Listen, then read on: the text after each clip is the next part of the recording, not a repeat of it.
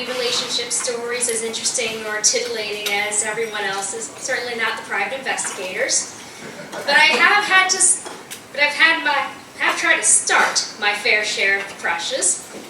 I haven't had a lot of experience with romance or relationships, so I figured the best thing for me to do was to force together well-wishers and family members in relationships that would last a lifetime. One such instance was when I tried to hook up my cousin Mike and relatively well-known storyteller Elna Baker.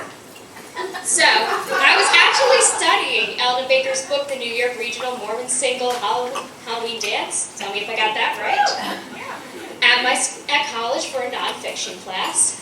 And at the very end, she breaks up with her boyfriend of several years. And also,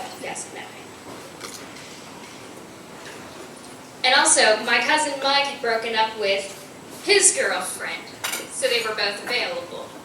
And when I found out that she was coming to my school to speak a little bit about nonfiction, I knew that I had to hook these two up. So after a very productive workshop, I go to her and I make absolutely sure that she's still single, because if that hadn't happened, the whole plan would have fallen through. Fortunately for me, she was. So I told her about my cousin Mike and how he's single, really great guy, really funny, former male model. Yeah, he actually did a bit of modeling work. One of his best pictures involves him shirtless, wearing a beanie cap and doing a pose like this. No woman can hope to resist the charms of hip-hop Michael, yo.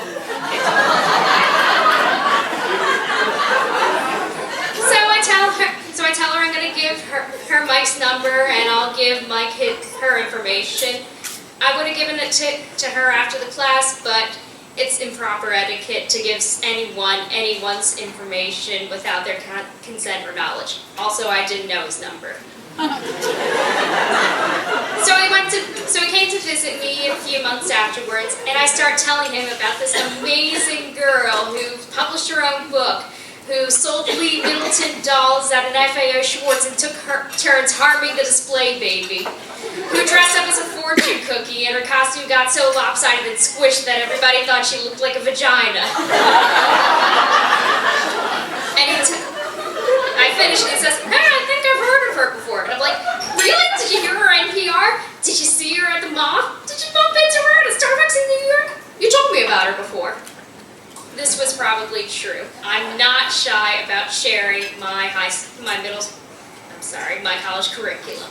So, last-ditch effort. I take her book. I open it to the very back.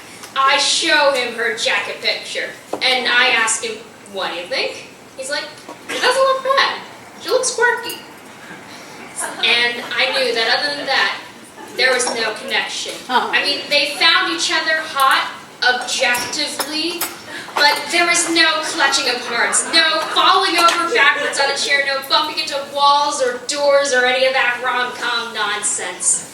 I had failed as an amateur Cupid. All I wanted to do was go up to my room and lick my wounds, but dinner was on the table. Now he's happily engaged and living in California, and I've accepted that I am never going to work for any form of dating site. But I still think back fondly on the time I almost, sort of, kind of, maybe, arguably, had a well-known storyteller as a cousin-in-law.